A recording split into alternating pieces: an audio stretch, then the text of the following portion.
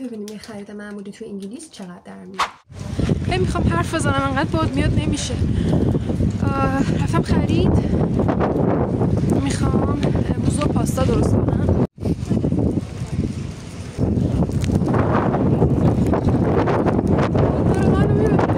هیچ وقت حقیقتا فکر نمی‌کردم به زندگی این مدلی عادت کنم. 40 دقیقه تا هایپر پیاده بعد یه کیسه سنگین بگیرم دستم، 40 دقیقه دوباره برگردم. من که همیشه ماشین زیر پام بود، خیلی راحت از این ور به اون ور میرفتم، اصلا خریدم میکردم با ماشین. یعنی که یهو بیفته تو همچین زندگی میتونه خیلی سخت باشه ها، ولی من از اولش خیلی ازش استقبال کردم. یعنی کلا از اول سعی کردم ازش لذت ببرم. همین که یه اتاق کوچولو برای خودم دارم، همین که مستقلم و خب که اصلا یه زندگی کاملا جدید رو شروع کردم. همینا واسم کافیه که واقعا احساس خوشبختی کنم. حتی توی باد ببخشید من یکم ژولیدم، خیلی داره باد میاد. با اینکه آفتابه، اولین باریه که دارم آفتاب میبینم توی این هفته‌ای که اومدم انگلیس، ولی بادش خیلی سرد و شدیده. واسه اینکه برم این هایپر از این راه خیلی خوشگل باید رد شم. یه پارک خیلی قشنگه، الان بهتون نشون میدم. البته همه جا به نظر من قشنگه، حتی خونه‌های داغونشون هم خوشگله.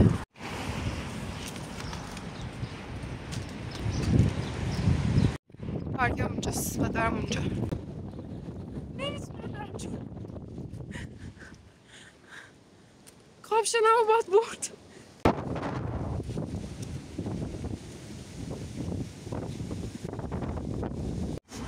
دارم کم کم میرسم خونه، خیلی راه طولانی بود.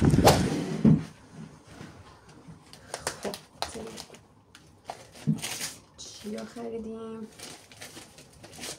خب این فاکتورش اینو داشته باشم اینجا که بتونم دونه دونه بهتون بگم.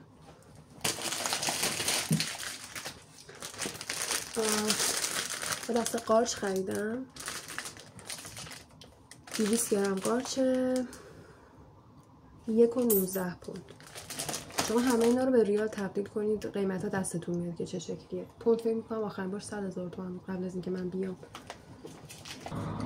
یه قوطی ماست کوچیک 500 گرمی 35 پنس.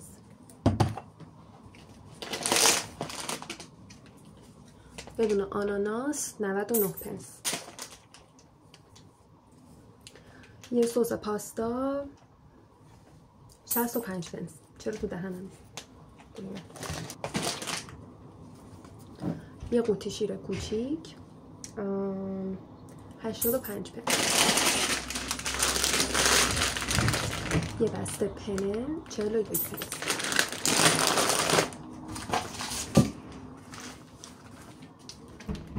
یه بسته 500 گرمی سینه مرغ تیکه شده 3.29 پوند.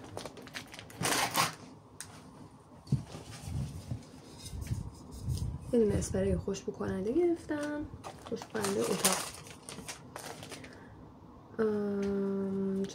چقدر 69 پنس. از اونجایی که ما توی خوابگاه فایر آلارم داریم نمیتونیم شمع و عود و اسانس و اینجور چیزا روشن کنیم، برای همین مجبور شدم که یه اسپری خوشبو کننده اتاق بگیرم. یه دونه هم ژل شستشوی لباس گرفتم. این یه کوچولو قیمتش بالا بود، خب سعی کردم ارزون ترینشو بگیرم چون اونقدر مصرف ندارم، بقیه خیلی بزرگ بودن. این یکی هست 2.39 پوند. البته مایه لباسشویی تو ایران هم گرون بود،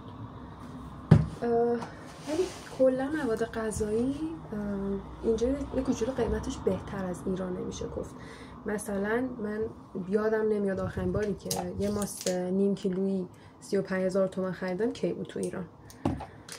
یا مثلا یه همچین قوطی سوسی شما اصلا تو ایران با این قیمت پیدا نمی‌کنی. من 65 پنس اینو خریدم، میشه 65,000 تومان. ولی خب مثلا شیره یه کوچولو قیمتش بالاست. مثلا این یه ذره شیر رو البته من تو چند روز میخورم چون خیلی شیر نمیخورم. این یه ذره شیر 85,000 تومان. میگم بازم نمیدونم الان پوند چنده، اگر 100,000 تومان باشه این قیمت ها میشه. ولی خب مثلا آناناس رو من حتی تا 200,000 تومانم تو ایران خریده بودم، ولی الان خریدم 99 پنس، یعنی یه چیزی بوده 99,000 تومان. این قیمتش نسبت به ایران خیلی بهتره. قیمت گوشت و مرغ اینا یه ذره بالا هست، ولی فکر میکنم تو ایران هم همین جوری باشه. اگه خریدم تقریبا 329,000 تومان، فکر میکنم تو ایران هم همین حدود باشه. ولی در کل خیلی قیمت مواد غذایی تو انگلیس گرون نیست. این چیزی که زندگی تو انگلیس رو گرون میکنه بیشتر اجاره، حالا خوابگاه، خونه یا هر جایی که بخواید بمونین اجاره است.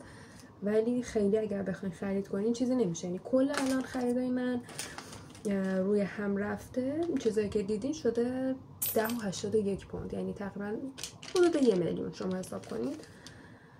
تمام این چیزایی که خریدم شده 1 میلیون که به نظرم منطقیه. یعنی اونقدر قیمت ها اونجوری که فکر میکردم قبلا باشه فضایی نیستش. و آها یه چیز دیگه هم بگم، شما اینجا که میخواین برین خرید بهتون پاکت نمیدن مثل ایران، باید بگ داشته باشید. مثلا ما روز اول نمیدونستیم، رفتیم خرید و خب هیچی با خودمون نبرده بودیم و مجبور شدیم که یه دونه از این بگا بگیریم. من مثلا از لیدل گرفتم، اینو دیگه همیشه با خودم میبرم خرید. اینو گرفتم بوده 1.9 پوند، این میشه بوده 190,000 تومان. ولی خب خیلی به نظرم کار جالبی میکنه. این فرهنگ خوبیه، کاش مثلا تو ایران هم همچین چیزی جا میافتاد. من حتی تایمی که برگردم ایران هم سعی میکنم اصلا دیگه پلاستیک استفاده نکنم، چون الان اینجا واقعا عادت کردم تو این یه هفته و اصلا هر چقدر پلاستیک از ایران آوردم از وجدان استفاده میکنم. کلا میشه گفت 2 تا آیتم گرون خرید امروز من فقط مرغ بود و این مایع شستشوی لباس، وگرنه بقیه‌شون همشون نرمال بودن. نگران مواد غذایی اصلا نباشید. فقط میگم یه کوچولو اجاره خوابگاه، اجاره خونه و این چیزا اینجا گرونه، وگرنه بقیه چیزا اوکیه به نظر من. حتی من لباس هم اینجا خریدم، یه بافت گرفتم 3 پوند که اصلا امکان نداشت تو ایران همچین بافتی رو بتونی 300,000 تومان بخری. اصلا زیر 1 میلیون من بافت تو ایران ندیدم حقیقتا. همین دیگه، گفتم یه ویدیو بگیرم درباره موضوع که حالا اگر شما میخواین به انگلیس یه پیش‌فرض داشته باشین در مورد قیمت‌های اینجا. من خودم هیچ ایده‌ای نداشتم که مثلا مواد غذایی قیمتش چه شکلی و همش مثلا استرس داشتم که نکنه پول کم بیارم یا خیلی قیمت‌ها فضایی باشه، ولی خب خدا رو شکر این شکلی نبود.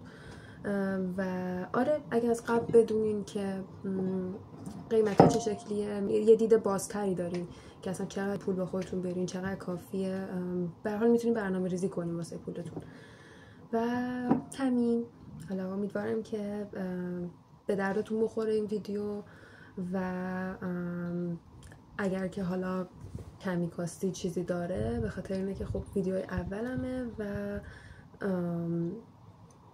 ممکنه مثلا یه کوچولو توی نورش چیز باشه، چون اتاقم خیلی نور نداره کلا و الان بیرونم داره ابری میشه. حالا بیرون که بودم خیلی آفتاب بود ولی الان داره ابری میشه. و اینکه اگر میبینی یه ذره میزم معلوم نیست، به خاطر اینه که پشت صحنه رو نشون میدم، به خاطر اینه که من سپایه و این چیزا با خودم نیاوردم از ایران. آره با دستمال کاغذی و دستمال توالت برج درست کردم، گوشیمو گذاشتم روش، ولی خب میتونم از این بالا براتون بگیرم. آره کل خریدای امروز من اینا بود. اینم فیشش. 1 hour later. 4 ساعت دارم فکر میکنم چجوری خدافظی کنم، نمیدونم چی کار باید بکنم حقیقتا. دلم هم نمیخواد از این لوس بازی در بیارم که فعلا خدافظ تا ویدیوی بعدی. دوست ندارم از این کارا، فقط خیلی ساده میتونم ازتون خدافظی کنم. خدافظ.